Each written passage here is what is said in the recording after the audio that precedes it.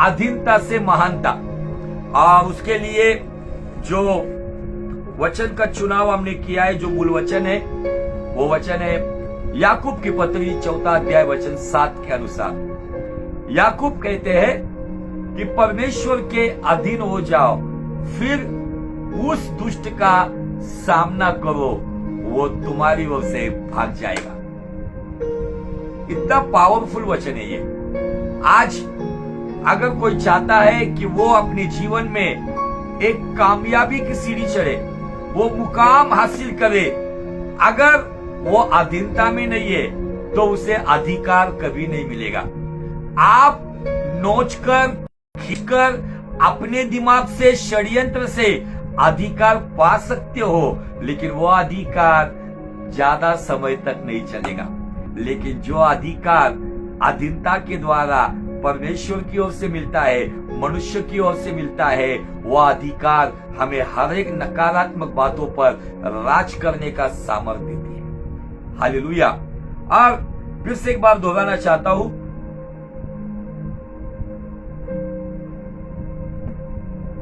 आपको और मुझे हर हालात में अपने जीवन में परमेश्वर के अधीनता में रहना, मतलब परिस्थितियां कुछ भी हो, तुझे मैं कभी छोड़ूंगा नहीं, तेरे साथ साथ चलूंगा। तुझे मैं कभी भूलूंगा नहीं, तेरे साथ साथ रहूंगा। दुख आए या सुख आए, बीमारी आए या चंगाई आए, गरीबी आए, अमीरी आए, सम्मान मिले या अपमान मिले, हर हालात में जो खुदा के वचन के अनुसार अपना जीवन बिताता है, वही व्यक्ति कह सकता है कि हाँ, मैं अधीनता में हूं।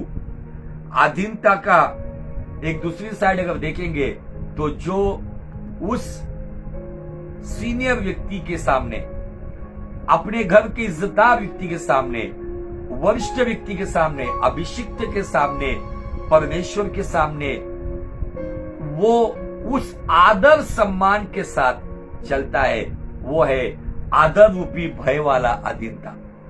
और हमारे पास एक ऐसा व्यक्ति है नूह, जिसका जीवन बाइबल कहती है कि उसे एक आदर रूपी भय से अपने परिवार के बचाव के लिए उसने जहाज बनाया और दुनिया को उसने दोषी ठहराया। आज वो समय क्या होगा, जस्ट आप इमेजिन करो, लोग उस पर हंसते होंगे, लोग उसका मजाक उड़ाते होंगे, अरे बुढ़ा वो आ गया, देखो वे प्रचार करना शुरू कर दिया, ये कह रहा है बड़ी बाढ़ आने वाली है, तब तक इंसान ने बारिश नहीं देखी थी, अब ये बाढ़ की बात कर रहा है, आसमान फटने वाली बात कर रहा है। उसका मजाक उड़ाया गया। लेकिन नूह का जीवन हमें दिखता है कि वो लोगों की बातों की ओर ध्यान नहीं दे रहा था। परमेश्वर ने उसको जो कहा था, एक साइड से वो और उसका परिवार जहाज बनाते थे, एक साइड से वो प्रचार भी करता था। भले लिखित स्वरूप में नहीं है, लेकिन जब उसके बच्चे हुए, बच्चे बड़े हो रहे थे, जब नूह प्रचार करके आता होगा, इतने सालों तक एक आत्मा को जीत नहीं पाया। रोज उसके बच्चे कहते, बाबा आज कोई उद्धार पाया, आज किसी ने आपके सुसमाचार, आपके प्रचार पे विश्वास किया। नूह रोज जाता था, रोज बताता था, उसका प्रतिफल कुछ नहीं मिला। लोगों ने ठट्टों में उड़ाया, लेकिन लोग आपको ठट्टों में उड़ाए, लोग आपका मजाक उड़ाए, परिस्थितियां आपके विपरीत हो, जो इन सभी परिस्थितियों में जो अपने यीशु के साथ ईमानदार वफादार है, वही व्यक्ति की पहचान है। वो व्यक्ति एक अधीनता में रहने वाला है। जब उसका समय आता है, वो समय उस व्यक्ति को अधिकार देता है, और वो अधिकार इस्तेमाल करते करते वो व्यक्ति महानता की सीढ़ी चढ़ता है। जैसे हमने यहोशू के जीवन से देखा, क्या था यहोशू? यहोशू बाइबल कहता है, नून का पुत्र यहोशू, जो मूसा का सेवक था, मूसा का असिस्टेंट था, मूसा के शायद वो जूते उठाता होगा, मूसा के हाथ धुलाते होगा, मूसा की जरूरत के सामान को लेकर आता होगा, मूसा की पूछ बनकर रहता था। लेकिन एक समय आया जब सारा इज़राइल मातम मना रहा था, परिस्थितियां बिगड़ी हुई थी, आगे का पिक्चर समझ में नहीं आ रहा था। तब परमेश्वर ने इसी व्यक्ति को खड़ा किया। परमेश्वर चाहता तो मूसा के 3 बेटे थे, गेर्शोम, कहाती और मरारी। परमेश्वर चाहता तो हारून के संतान में से किसी को खड़ा कर सकता था, लेकिन खुदावन ने यहोशू को चुनाव किया। क्यों? क्योंकि यहोशू, बाइबल कहती है, वो खुदावन के और अपने अगुवे के अधीनता में था। उसके ऊपर ज्ञान की आत्मा काम करती थी, क्योंकि उसके अगुवे का हाथ उसके ऊपर था। आमीन। उसने अपने अगुवे की जली कटी बातें सुनकर, डांट सुनकर कभी अगुवे के खिलाफ उसने बलवाई नहीं की, उसने उसके खिलाफ कभी बगावत नहीं की। इसीलिए उसका प्रतिफल क्या मिला? उसने 3 मोजाजा, 3 बड़े चमत्कार किए, या 3 बड़े चमत्कार की सेवकाई के लिए परमेश्वर ने अद्भुत रीति से उस यहोशू का इस्तेमाल किया। जो पहला मिराकल यरदन 2 हिस्से में फट गई, दूसरा मिराकल शहरपना यरीहो की गिर गई, और तीसरा मिराकल हमने पिछले एपिसोड में देखा, जिसकी खोज नासा नाम की जो भी वैज्ञानिक लोगों की प्रयोगशाला है वो आज भी खोज रही है। वो तीसरा मिराकल, उसने आइलॉन के ऊपर उसने चंद्रमा को रुका दिया, और गिबोन के ऊपर उसने सूरज को रुका दिया। और बाइबल कहती है 4 पहर तक सूरज एक ही जगह पर था, चांद एक ही जगह पर था। परमेश्वर का सेवक जब इस तरीके से अधीनता में रहता है तो खुदावन कायनात पर उसे अधिकार देता है, और यह अधिकार उसे महानता तक लेकर जाता है। थोड़ा बहुत वचन आने के द्वारा हम बड़े प्रचारक नहीं होते, 2-3 गीत गाने के द्वारा हम अनॉइंटेड वर्शिपर नहीं होते। हमें कुछ समय तक के लिए रुकना पड़ेगा। आपको कितना भी ज्ञान क्यों ना हो, आपको आपके अगुवे से भी कितना ज्यादा ज्ञान हो, इससे कुछ फर्क नहीं पड़ता है। आपको किसी ना किसी अगुवे के हाथ के नीचे रहना होगा। आपका कान खींचने वाला कोई होना चाहिए, आपकी गलती पर उंगली रखने वाला कोई व्यक्ति चाहिए। अगर नहीं है तो मुझे आपको बताना है कि ये संसार और ये दुष्ट आपको इस तरीके से आपको कैच करेगा, इस तरीके से आपको पकड़ेगा, आपको समझ में नहीं आएगा कब आप उसके जाल में चले गए। ये जो हमारे अगुवे, ये जो हमारे लीडर्स, ये जो हमारे अभिषिक्त पासवान, हमारे माँ बाप, हमारे वरिष्ठ लोग क्यों रखे गए हैं? कि उनका तजुर्बा हमें, उनका 50 साल का तजुर्बा हमें 50 मिनट में बहुत सारी बातें दे सकता है। जिन्होंने 50 साल उन बातों को सीखने के लिए गवाए, ये बातें आपको 50 मिनट में मिल सकती है जब आप उस अगुवे के, अपने परिवार के सदस्य के, एक दूसरे की अधीनता में जब रहते हो, तो ये बातें हमें अधिकारी बनाते हैं, और ये अधिकारी महानता तक पहुंचता है, जैसे यहोशू पहुंचा। यहोशू के ये 3 चमत्कार, यरदन फटना मतलब शाप टूटना। जब आप अधीनता में रहते हो तब परमेश्वर आपके द्वारा लोगों के जीवन के शाप को तोड़ता है। शहरपना को गिराना या गिरना, शहरपना गिरना, इसका मतलब परमेश्वर आपके द्वारा लोगों के लिए दरवाजे खोलता है।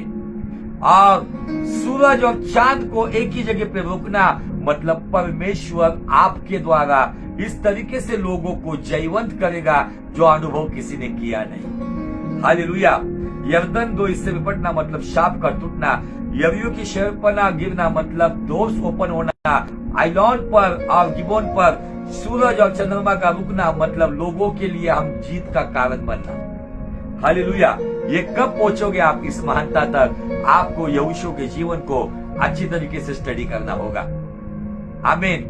हालेलुया। आज हम एक ऐसे व्यक्ति को देखने वाले हैं जिसका नाम है एलिशा। एलिशा के जीवन से आज थोड़ी सी न्यू आज हम डालकर आज के मैसेज में थोड़ा आज हम गहराई में जाने की कोशिश करेंगे। अगर परमेश्वर ने हमें अगुवाई की तो एक ही एपिसोड में आज का एलिशा का टॉपिक खत्म होगा। अगर परमेश्वर चाहता है और कुछ बातें सीखनी है तो शायद ये और अगला एपिसोड में जाएगा, क्योंकि ये कोई बना बनाया मैसेज मैं लेकर नहीं आता हूँ। मैं अपने आप को महिमाने देना चाहता हूँ। परमेश्वर की आत्मा जैसी चलाएगी हम वैसे चलेंगे। तो आइए ज्यादा समय न गवाते हुए हम चलते हैं राजाओं की किताब में, जहां पर हमें कुछ बातें सीखने को मिलती है। Thank you Lord Jesus, thank you परमेश्वर। पहला राजा उसका 19 अध्याय और वचन 19 से आगे। पहला राजा first king chapter 19 from verse 19, 19 पहला राजा क्या कहता है? तब वह वहां से चल दिया। कौन? इलिया कहा गया था? इलिया मायूस होकर, निराश होकर, इजबेल के डर से वो बेरशेबा के जंगल से भटकते भटकते जब उसको स्वर्गदूत ने रोटी खिलाई, उस रोटी के दम पर ये इलिया होरेब नाम के पर्वत पर गया, जहां पर परमेश्वर ने उसको अपनी उपस्थिति के 4 डेमोस्ट्रेशन दिए, 4 डेमो दिए। वो 4 डेमो में कहीं पर एक अनुभव उससे दिया, चट्टान फटने का अनुभव, उसने अग्नि का अनुभव लिया, उसने तूफान का अनुभव लिया, लेकिन एक मंदवाणी में, एक शांतवाणी में परमेश्वर ने बात की। बाइबल कहती है खुदावन उसमें था। आज जब परमेश्वर ने उसको पूछे तू यहां क्यों आया है, तब वो गिड़गिड़ाने लगा कि मैं ही अकेला बचा हूं, अब ये सब खिलाफ हो गए।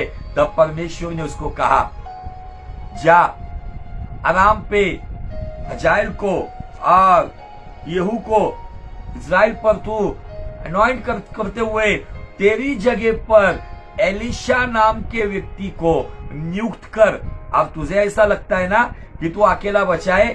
बाइबल कहती है 17 वचन में, 19-17 में, और हजाएल की तलवार से जो कोई बच जाएगा यहू उसको मार डालेगा, जो कोई यहू की तलवार से बच जाएगा एलिशा उसको मार डालेगा।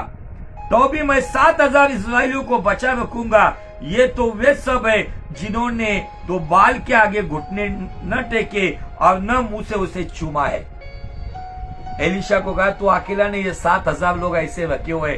कभी कभी कुछ लोगों को लगता है कि बाबा सोशल मीडिया के ऊपर मैं अकेला ज्ञानी हूँ, मुझे ही सारी दुनिया का ज्ञान है, इसीलिए वो इस तरीके से बात करते, अलग अलग सेवकाई के ऊपर उंगली उठाते हैं, अपना ज्ञान तरीके से प्रकट करते हैं। उनको लगता है कि उनके जैसा कोई नहीं है।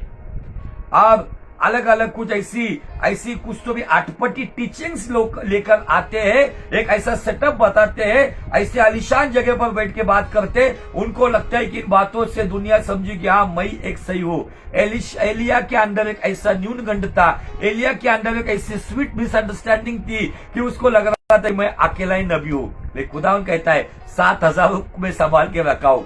कभी कभी ये क्या कहती मीठी इस गलत फहमी में लोग जीवन जीते हैं। उनको लगता है कि हमारे जैसा कोई नहीं है। माऊ के अंदर ऐसा कोई होगा, केरला के अंदर कोई होंगे, मुंबई में होंगे, पंजाब में होंगे। परमेश्वर ने अपने जेन्युइन लोगों को संभाल के रखा है ताकि उन लोगों के द्वारा उसकी सेवकाई हो। कुछ लोग घमंड में आकर मैं करके बात करते। आपको समझता होगा मैं क्या बात कर रहा हूं, किसके बारे में बात कर रहा हूं। मुझे किसी के नाम को महिमा देने। इन दिनों में बहुत सारी गड़बड़ियां ऑनलाइन सेशन में, फेसबुक मीडिया पर, सोशल मीडिया पर फैल रही है और सभी प्रकार की बातों से कहीं ना कहीं बहुत सारे लोग आज भरमा लिए जा रहे, उनको भटकाया जा रहा है। तो परमेश्वर के लोगों, अपने अगुवे के, अपनी कलीसिया के, अपने परिवार के अधीनता में रहोगे तो आपको सही दिशा और सही रास्ता मिलेगा। अगर आपका कान खींचने वाला कोई नहीं है तो मुझे आपको बताना है आपके भटकने के 100% चांसेस है। लेकिन आप अगर किसी के अधीनता में हो, अधीनता वो प्रेम का गठबंधन है, आदर का गठबंधन है, जो डांट भी सहन करती है और उत्तेजना के द्वारा उत्तेजित भी होती है। Hallelujah, praise the Lord. Bible यहाँ पे कहती है उस जगह से, होरेब नाम के पहाड़ के ऊपर से जब एलिया वहां से निकल दिया तो बाइबल कहते है शापात का पुत्र एलिशा उसे मिला जो 12 जोड़ी बैल अपने आगे किए हुए स्वयं 12वें के साथ होकर हल जोत रहा था। यह एलिशा एक साधारण व्यक्ति नहीं था। आपके एमपी में खेती बाड़ी बहुत होती है, अभी ट्रैक्टर से हल जोता जाता है, लेकिन ट्रैक्टर आज पहले या कुछ किसान अभी भी बैल की जोड़ी पर हल जोतते हैं। आपने खेती के अंदर कितने बैल की जोड़ियों को हल जोतते हुए देखा होगा? मैंने तो कभी नहीं देखा इतने जोड़ियों को। एलिशा इतना धनवान था, एलिशा इतना अमीर व्यक्ति था कि उसके खेत को बाइबल कहती है कि जोतने के लिए 12 बैल की जोड़ियां थी। 12 बैल की जोड़ियों से हल लगाकर खेत को सींचा जाता था। आप इमेजिन कर सकते हो कि उसकी खेती कितनी एकड़ में होगी, उसकी खेती में कैसी खेती उसकी होती होगी। लेकिन एक अच्छी बात क्या दिखती पता है, एलिशा अमीर था, एलिशा धनवान था। एलिशा के खेत में 12 जोड़ी बैल चल रहे और बाइबल ये कहती है 12वीं जोड़ी पर, मतलब आखिरी जोड़ी पर हल जोतने वाला कोई नौकर, कोई दास, कोई गुलाम नहीं। तो 12वीं जोड़ी पर मुझे बहुत आनंद होता है ये वचन पढ़कर। बहुत सारे लोग कहते हैं हम मौज मजा करने के लिए, हमारे महाराष्ट्र में उन लोगों को गुंठा मंत्री कहा जाता है, जो माँ बाप की खेती बाड़ी, जो पुरखों की खेती बाड़ी बेच बाच कर, स्कॉर्पियो गाड़ी लेकर, इनोवा गाड़ी लेकर केवल मौज मस्ती में अपना जीवन बर्बाद कर देते। लेकिन एलिशा के अंदर एक बात दिखती है, क्या दिखती है पता है, वो 12वें जोड़ी के ऊपर खुद हल जोत रहा है। इसका मतलब वो धनवान होने के बावजूद उसके अंदर धनवान होने का घमंड नहीं था, वो अपने काम में पूरी तरह से वफादार था, वो अपने काम में अपने माँ बाप ने दी हुई आज्ञा के अधीनता में था। आज का एलिशा क्या कहता था, आपको क्या लगता है? माँ बाप को कहेगा वो, अरे पापा, अरे मम्मी, अरे हम लोग और एक नौकर रखेंगे ना। मम्मी पापा भी मना नहीं कर सकते थे। लेकिन एलिशा के अंदर एक बेस्ट क्वालिटी है, जो अपने काम में वफादार है। बाइबल कहती छोटी छोटी कामों में जो वफादार है, यीशु मसीह कहते मैं उसे बड़े बड़े कामों में नियुक्त करूंगा। छोटा छोटा काम जिसका एग्जाम्पल मैं खुद हूं। मेरे जीवन में मैंने कभी भी आस नहीं रखी थी, ना कभी उम्मीद की थी कि मैं एक परमेश्वर का सेवक बनूंगा। मैं एक गुनाह की राह पे चलने वाला व्यक्ति, ऐश आराम में जीवन जीने वाला व्यक्ति।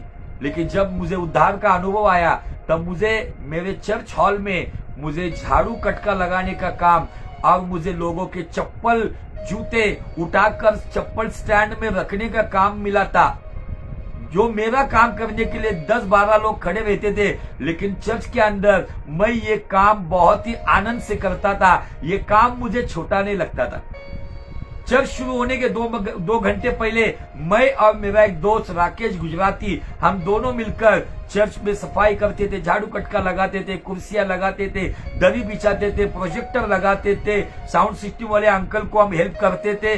और जब चर्च शुरू हो जाता था तो सबसे पीछे रुककर जो लोग चप्पल उतार कर अंदर जाते थे, वो चप्पल जूते उठाकर उस स्टैंड में रखते थे। लेकिन खुदावन ने उस काम को देखकर, ये छोटे छोटे कामों को देखकर, उसने आज मुझ जैसे व्यक्ति को आपके सामने उसकी सेवकाई के लिए खड़ा किया है। इसलिए अगर किसी को लगता है मेरे यहाँ पे कुछ लोग बलवा करके गए, कुछ लोगों का कहना यह था, क्या जिंदगी भर हम क्या कुर्सियां ही लगाने का काम करेंगे? क्या जिंदगी भर हम यहाँ राजू ठाकुर के यहाँ पे क्या बिछाने का, चटाई लगाने का ही काम करेंगे क्या? हमारा ये काम नहीं है। ये बलवाई करके आज वो लोग बाहर गिर गए। लेकिन आज मैं आपको बताना चाहता हूं, आज कहीं पर नहीं है। बाइबल का परमेश्वर एक सीक्वेंस से लेके जाता है।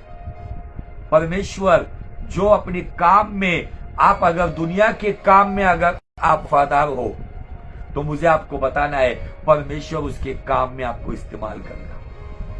कोई छोटा काम नहीं है, कोई बड़ा काम नहीं है।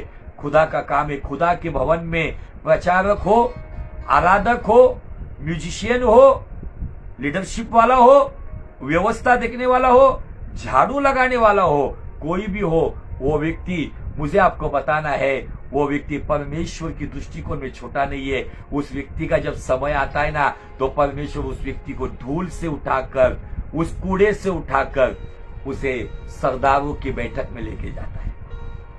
वाह! कूड़े से उठाया मुझको यीशु ने, पापों से छुड़ाया मुझको यीशु ने,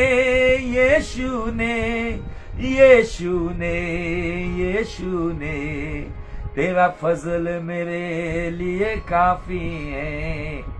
मैं जब थोड़ा सा फ्लैशबैक में जाता हूं ना, तो मैं थोड़ा ये शब्द सुनने के लिए आपको थोड़ा अटपटा लगेगा। मेरी क्या औकात थी कि मैं इस राजाओं के राजा महान बादशाह उस परमेश्वर का प्रचार करूं। जब भी मैं सेवकाई में आता हूं तो मैं थोड़ा सा फ्लैशबैक में जाता हूं, मैं क्या था और मुझे क्या बना। वो वचन का खुदावंत है, वो ईमानदार परमेश्वर है, वो अपने वायदे को पूरा करने वाला है। अगर हम अधीनता में है ना, बहुत सारे चर्चेस में, मैं आपके यहाँ नहीं बात कर रहा हूं, लोगों को इमीडिएट अधिकार चाहिए। अधिकार में आने के लिए हमें अधीनता में कुछ समय बिताना पड़ेगा। फिर वो कितना लंबा समय, कितना छोटा समय, ये कैलकुलेशन मैं आपको नहीं बताऊंगा। मैंने कभी सोचा नहीं, कभी मैंने उम्मीद नहीं की, कभी मैंने आशा नहीं की, कभी मैंने एक्सपेक्ट नहीं किया कि मैं पास्टर बन जाऊं या परमेश्वर के सेवकाई में अलग अलग राज्यों में जाकर परमेश्वर का वचन सुनाऊं, बड़ी बड़ी सभाओं में। मैंने जब मुझे सेवकाई के कॉल्स आते, जब मुझे, मैं आपको और एक बात बताना चाहता हूं, मेरे जीवन की गवाही इस पर कनेक्टेड है। अधीनता अधिकारी कैसा बनाते हैं और महानता तक कैसा लेकर जाते हैं। मुझे 2015 में एक कॉल आया उड़ीसा से पास्टर पीजी वर्गीस का नाम आपने सुना होगा, परमेश्वर के महान दास, जिनका उड़ीसा के अंदर बहुत जबरदस्त काम है। आदिवासियों में उन्होंने बहुत अच्छी सेवकाई को फैलाया है और उड़ीसा के हर एक जो भी जिले हैं, जिलों के अंदर उनकी सेवकाई फैली हुई है। अब मुझे वहां से कॉल आया कि पास्टर जी, आपको वहां पे पास्टर लीडर कॉन्फ्रेंस और 3 दिन का आपको ओपन क्रूसेड चलाना है। तो मैंने दुआ की प्रभु से, प्रभु क्या ये तेरी ओर से है, मुझे जाना चाहिए। बहुत अलग अलग सेवकाई में, उसके पहले मैं राजस्थान, आंध्रा, गुजरात, अलग अलग जगह पर सेवकाई कर चुका था, लेकिन उड़ीसा के लिए मेरी पहली ये ट्रिप थी। और उसमें जब मैं गया प्रभु की वाणी को सुनकर, और जब वहां पर पास्टर लीडर कॉन्फ्रेंस शुरू हुआ, तो वहां पे जो लोग थे उनको देखकर थोड़ा मैं हैरान हो गया। परमेश्वर के अद्भुत दास वहां पे थे और कम से कम उस पास्टर लीडर कॉन्फ्रेंस में 150 से अधिक पासबान आए हुए थे। और वो पासबान कौन थे पता है? अच्छे बाइबल कॉलेज किए हुए, कोई एमडीयू किया हुआ, कोई बीटीएच किया हुआ, कोई बाइबल की पीएचडी ली हुई, बड़ी बड़ी डिग्रियां लिए हुए, जिनकी कलीसिया में हजारों लोगों की तादाद में लोग, आने वाले लोग। और जब मैं देख रहा था तो मैं उनके सामने थोड़ा बौना लग रहा था, क्योंकि मैं नॉन मैट्रिक मराठी मीडियम। प्रभु, मैं इनको क्या सिखाऊं? ये ऑलरेडी परमेश्वर तेरे वचन से भरे हुए लोग हैं, लेकिन खुदावन ने कहा, मैंने तुझे जिस मकसद से भेजा है, जिस अधीनता में तू था, अब यह अधिकार क्या होता है मैं तेरे द्वारा यहाँ पे प्रकट करूंगा। और 3 दिन मैंने केवल 2 वचनों पे प्रचार किया। जब आखिरी दिन था, आखिरी दिन में हर एक पासबान घुटनों पर आकर आंसुओं के साथ, पश्चाताप के साथ, कुछ ऐसी गलतियां कर रहे थे, एक्स्ट्रा मैरिटल में हो गए या कुछ भी पाप हो गए, उनमें पड़े हुए थे, उन्होंने अपने पापों का अंगीकार किया। उन्होंने अपने पत्नियों के पास जाकर अपनी गुनाहों की माफी मांगी। उनके पत्नियों की कॉल्स मुझे आए वहां पे। और आखिरी दिन वहां पे एक सबसे सीनियर पास्टर थे, उन्होंने मुझे उठा लिया, उन्होंने आनंद किया, परमेश्वर ने आपके द्वारा हमसे बात की। मैं जब देख रहा था, मैं कौन, मेरी कौन औकात, लेकिन जो ऑलरेडी एक सेटअप मिनिस्ट्री करने वाले, उनको सिखाने के लिए खुदावन ने मुझे खड़ा किया। यह है अधीनता के द्वारा प्राप्त होने वाला अधिकार, और वह अधिकार महानता तक लेकर जाता है। इमीडिएट वो मीटिंग खत्म होने से पहले मुझे अगला इनविटेशन आ गया, टिकट में बनाए उन्होंने। मैं निकलते हुए मेरे हाथ में टिकट दिया गया कि आपको 8 दिन के बाद फिर से आना है, आपको 8 दिन की फिर से सभा चलानी है। परमेश्वर को धन्यवाद हो, हम उसकी योग्यता के नहीं है, वो हमें योग्यता का बनाता है। कब बनाता है, कब उठाता है, कब इस्तेमाल करता है, कब अधिकार देता है? जब हम उसके साथ अधीनता में है, अपने अगुवे के अधीनता में है, अपने परिवार की अधीनता में, अपने काम में वफादारी और ईमानदारी से चलते हैं। वो परमेश्वर आपने कितना बड़ा काम किया उसे देखता नहीं, आप कितने ईमानदार और कितने वफादार हो, उस टैलेंट कर अपनी महिमा के लिए वो मूर्खों का इस्तेमाल ज्ञानियों को लज्जित करने के लिए करता है। हालेलुया। उस मूर्ख में मैं भी मूर्ख था। मैं पहले दिन थोड़ा सा छटपटाया, मैं थोड़ा सा कंफ्यूज हो गया, प्रभु इनको क्या पढ़ाऊं। लेकिन जो 3 दिन परमेश्वर की आत्मा ने चलाया वो अनुभव में आज भी मेरा शरीर पे गूज़बम्प आते हैं। मैं अभी भी अनुभव करता हूं कि परमेश्वर ने अद्भुत प्रॉफिटिक वचन के द्वारा 3 दिन 2 ही वचन पे उनको सिखाया। 3-3 घंटे के सेशन होते थे। 1.5 घंटे में मैं हिंदी बोलता था, 1.5 घंटा ट्रांसलेशन में जाता था उड़िया लैंग्वेज में। लेकिन खुदावन ने अद्भुत रीति से चलाया। आमीन। और इसीलिए मैं सभी बातों में उसको जलाल देता हूं। अब मैं देखता हूं कि क्या कहीं पर मैं बलवाई करने वाला तो नहीं। बलवाई वहां होती है जब आज्ञा पता होने के बावजूद हम आज्ञा का उल्लंघन करते हैं। क्षमा करना पता है लेकिन क्षमा नहीं करते हैं। क्षमा मांगना पता है लेकिन क्षमा नहीं मांगते, तो हम बलवा करने वाले, बगावत करने वाले, विद्रोह करने वाले बागी बन जाते हैं। और बागी लोगों को खुदावन कभी अधिकार नहीं देता है। अधिकार अधीनता वालों को ही देता है, जिस अधीनता में आदर, धीरज और नम्रता होती है। Hallelujah, praise the Lord. इसलिए स्पेशली बच्चों जो भी छोटे हैं, जो अभी यंगस्टर्स है, आपके लिए अगर आपके पासवान अगर कहते कि यहाँ पर झाड़ू मारो, तो आपके कपड़े कितने अच्छे हैं, आप कितने पढ़े लिखे हो, आप कितनी इंग्लिश भाषा अच्छी बहुत करते हो, वो छोड़ दो। अगर आपके अगुवे ने आज्ञा दी ना, झाड़ू मारो, क्योंकि खुदा के भवन में झाड़ू मारना ये भी बड़ी आशीष की काम है। Hallelujah, praise the Lord. ये सब काम करते करते हम यहाँ तक पहुंचे हैं और खुदावन ने अभी तक संभाला है। खुदावन अभी भी संभाल रहा है। लॉकडाउन के दरमियान पीपी किट पहनकर, 2-2 मास्क पहनकर, हाथों में हैंडग्लोव्स पहनकर कितनी कोविड की डेड बॉडियों को दफनाया है। ये खुदा का अनुग्रह है क्योंकि उसने संभाला है। उनके चर्च के पासवान अवेलेबल नहीं थे, कितनों को दफनाया मैं अगर काउंट करूंगा तो बड़ी संख्या बन जाएगी। लेकिन परमेश्वर ने परिस्थितियों में संभाला क्योंकि उसका अनुग्रह है। आमीन। मुझे एलिशा के जीवन से जो आपको केवल आज का जो फाउंडेशन रखना है वो ये है कि एलिशा को थोड़ा स्टडी करो ना। एलिशा नबी होने से पहले, एक अभिषिक्त दास होने से पहले एक ईमानदार सेवक था। हालेलुया। एक ईमानदार काम करने वाला, मेहनत करने वाला था। परमेश्वर मेहनत करने वाले का बहुत आदर करता है। फिर वो मेहनत कुछ किसी भी प्रकार की हो, ईमानदारी से मेहनत। आप इमेजिन करो ना, 12 जोड़ियों जिसके खेती में चलते, कितना एकड़ का खेती होगा उसका, कैसी उसकी खेती में कैसे धान उपज आती होगी। 12 बैल की जोड़ियां, जिसमें 12वीं जोड़ी पर ये खुद था एलिशा, 12वीं जोड़ी को चलाने वाला। मालिक होने के बावजूद वो दास बना। मुझे एलिशा के अंदर इस पॉइंट पे यीशु मसीह का दर्शन होता है। आप कहोगे कैसा? वो मालिक होने के बावजूद, परमेश्वर का पुत्र होने के बावजूद मनुष्य का पुत्र बनकर आया। वो खुदा होने के बावजूद मनुष्य बनकर आया। वो मालिक होने के बावजूद वो दास बनकर आया। वो कहता है, मैं सेवा करवाने के लिए नहीं आया हूं, मैं सेवा करने के लिए आया हूं और बहुतों के लिए अपनी जान की कुर्बानी देने के लिए आया हूं। एलिशा में ये गुण 7,000 लोग परमेश्वर ने संभाल के रखे थे। अगर खुदावन चाहता था, एलिया को कहता था वो 7,000 में फलाना एक व्यक्ति है, उसको अभिषेक कर ले और तेरी जगह पे उसको नियुक्त कर ले। लेकिन बाइबल कहती है एक अमीर व्यक्ति का चुनाव किया गया। इसका मतलब ये नहीं परमेश्वर केवल गरीबों को चुनता है, परमेश्वर अमीरों को भी चुनता है। वो अमीर जो अमीर होने के बावजूद खुद को नम्र रखते हैं, जो अपने माँ बाप की अधीनता में होते हैं। कुछ लोगों के पास थोड़ा बहुत धन दौलत आ जाता है, वो लोग अपने जीवन में अकड़ के चलते, अहंकार से चलते, घमंड से चलते। उनके पास इंसानों के रिश्ते नातों में कोई कीमत या कोई इज्जत नहीं रहती है। लेकिन एलिशा के अंदर, एलिशा के चुनाव होने के पीछे का कारण यह था, एलिशा अपने काम में वफादार था। एलिशा अपने परिवार में मालिक होने के बावजूद दास बनकर काम कर रहा था। एलिशा अपनी माँ बाप की आज्ञाओं का पालन करते हुए चल रहा था। बच्चों, अगर आप आपके माँ बाप की आज्ञा पे चलते हो ना, तो स्वर्ग का बाप आपको इस्तेमाल करेगा। बच्चों, अगर आप आपके कलीसिया का बाप, आपका पासवान, आपका पास्टर, आपके पास्टर के जो भी अगुवे हैं, अगर आप उनकी बात मानते हो, उनकी इच्छा के अनुसार चलते हो, उनका काउंसलिंग लेकर सुधार करते हो, तो एक समय आएगा स्वर्ग का बाप आपका इस्तेमाल करेगा। आमीन। बहुत अद्भुत बात है। एक ही वचन में मैं इतना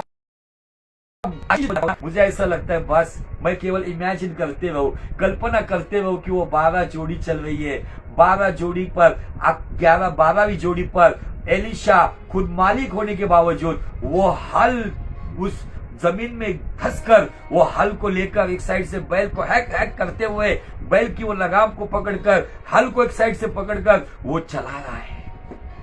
आमीन। अद्भुत बात है। आगे बाइबल कहती है उसके पास जाकर एलिया ने अपनी चद्दर उस पर डाल दी। एलिया ने उसके पास जाकर अपनी चद्दर डाल दी। चद्दर डालना इसका एक सिंबॉलिक मीनिंग यह है कि वो जिसकी चद्दर जिस पर गिर रही है वो व्यक्ति के सेवक का ही उसे आगे चलानी है। ये चद्दर डालने का एक्चुअली प्रॉफिटिकली मीनिंग है। ये चद्दर उस पर डालने के बाद एलिशा कंफ्यूज नहीं था। मुझे एक बात बहुत अच्छी लगती है यहाँ पे, एलिशा को यह समझ में नहीं आया कि ये चद्दर क्यों डाल रहे बाबा। एलिशा इसके अंदर एक गुण हमें यहाँ पे दिखता है, उसके अंदर की स्पेशलिटी हमें दिखती है। एलिशा के ऊपर चद्दर गिरने के बाद वो वहां पे कंफ्यूज नहीं हुआ।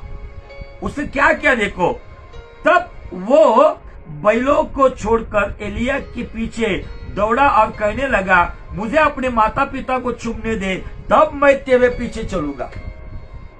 इसका मतलब क्या है पता है? एलिशा के माँ बाप वो भी धनवान थे। गौर से सुनो मेरी बात, वो भी धनवान थे, अमीर थे। उनके खेती में 12 जोड़ी बैल हल चलाते थे। उसके बावजूद एलिशा के माँ बाप के अंदर अच्छी क्वालिटी थी कि उन्होंने अपने बच्चे को परमेश्वर का वचन, परमेश्वर की सेवकाई के बारे में सिखाया था। इसीलिए एलिशा को यह समझ में आया कि यह चद्दर गिरना मतलब मुझे सेवकाई को जाना। आजकल के डेट में अमीर लोग अपने बच्चों को बहुत ही महंगी चीज देते हैं, सब कुछ देते हैं, लेकिन आज कितने ऐसे लोग हैं कि जो अपने बच्चों को बाइबल खरीद के देते हैं। मोबाइल का बाइबल कभी कभी इस्तेमाल करो, जरूरत रहेगी तो, इमरजेंसी में। मोबाइल का बाइबल होली बाइबल नहीं है, क्योंकि इसी मोबाइल के अंदर सभी प्रकार की घिनौनी बातें पड़ी हुई रहती है। एलिशा को ये कंफर्म क्यों हुआ? क्योंकि एलिशा के माँ बाप ने सिखाया था होगा कि अगर चद्दर गिरना मतलब तुझे मिनिस्ट्री के लिए बुलाया जाना। और इसलिए उसने उस चद्दर गिरने के बाद वो कंफ्यूज नहीं हुआ या वो भ्रमित नहीं हुआ कि ये क्या बात है कि ये हमारे देश का नबी मुझ पर चद्दर डाल रहा है। उसको कंफर्म हो गया कि इसके बाद इस्राएल का नबी मैं हूं। क्यों पता चला? क्योंकि उसको वचन पता था, खुदा का, परमेश्वर का नियम पता था, परमेश्वर की योजना पता थी उसको। उसके माँ बाप ने उसको सिखाई थी। माँ बाप जो लोग देख रहे, अपने बच्चों को सिखाओ, अपने बच्चों को महंगी चीजें भी दिलाओ, लेकिन उसके साथ साथ परमेश्वर का वचन भी दिलाओ। उनको वचन पढ़ाओ, उनको वचन सिखाओ, वचन पे डिस्कशन करो, ताकि आपके बच्चे संसार में भी वो होशियार हो जाए और खुदावन के वचन में भी वो ज्ञानी हो जाए और वचन के अनुसार चलने वाले बन जाए। Hallelujah, praise the Lord. Bible यहाँ पे कहती है कि उसने कहा, बैलों को छोड़कर एलिया के पीछे दौड़कर कहा मुझे अपने माता पिता को चूमने दे। मतलब क्या? आज बहुत सारे लोग मिनिस्ट्री करते लेकिन माता पिता का आदर नहीं करते। आज एक ऐसी संख्या है, मैं बहुत सारे लोगों को मेरे यहाँ पे जानता हूँ जिनके माँ बाप के खाने पीने के वादे, लेकिन ये चर्च से प्रचार करते प्रभु यीशु मसीह आपसे बहुत प्रेम करता है, लेकिन वो प्रेम उनके घर में नहीं है, वो प्रेम उनके रिश्ते नातों में नहीं है। एलिशा के अंदर और एक बात बहुत टच करती है, मिनिस्ट्री मिलने के बाद माँ बाप को चूमना मतलब क्या है पता है?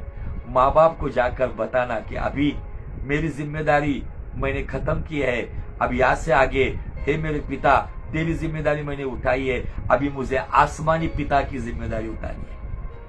माँ बाप को जाकर मुझे ये बातें बतानी है। माँ बाप को जाकर, माँ बाप की परमिशन तो उसको मिलने वाली। यही मूवी में एक थोड़ा सा इस्लामिक टच की मूवी थी, क्रिश्चियन मूवी नहीं थी, जिसमें एलिशा नबी अपने माँ बाप को जाकर चूमता है और माँ बाप कहते हैं बच्चे ये चद्दर तेरे ऊपर है, खुदा बाप ने तुझे चुना है, जा उस बाप की सेवकाई में। वाओ, इस्लामिक मूवी थी वो, एलिया नबी के ऊपर वो मूवी थी, लेकिन वो इस्लाम के ऊपर थी, क्रिश्चियन मूवी नहीं थी। लेकिन उसके अंदर मुझे एलिशा का एक परिवार दिखाई पड़ा, एलिशा के माँ बाप। जब वो आकर चूमता है ना, अब वो चद्दर दिखाता है कि देख एलिया नबी ने ये चद्दर मुझ पर डाले। अरे वो खुश हो गए एकदम, ताली बजाकर, और कहते जा बेटा, मेरी सेवकाई, इस बाप की सेवकाई तूने पूरी की। तू अपने खेत में मालिक होने के बावजूद तू नौकर बनकर 12वीं जोड़ी पर हल चला रहा था, तूने ये किया है। खुदा बाप कहता है अभी मेरा हल चलाने के लिए एलिया के पीछे बोले, माँ बाप को जाके। मतलब यहाँ पे एलिशा का कैरेक्टर था, वो सेवकाई में सेवकाई देने वाले खुदा का भी आदर करता है और अपने माँ बाप का भी आदर करने वाला था। कितनी अद्भुत बात हमें यहाँ पे दिखती है, कितना अद्भुत परमेश्वर हमें यहाँ पे प्रकट होता है। आमीन, हालेलुया, प्रेज़ द लॉर्ड। बहुत अच्छी बात दिखती मुझे। वो कहता है मुझे अपने माँ बाप को चूमने दे, एक चुम्बन लेने, क्योंकि पता नहीं कि मैं अगर तेरी सेवकाई में, प्रभु के सेवकाई में चला, पता नहीं मैं इस जगह पर लौटूंगा या लौटूंगा, लेकिन मुझे जाने दे, मेरे माँ बाप को चूमने दे। एलिया नबी उसको कहता है, उसने कहा लौट जा, मैंने तुझसे क्या किया है।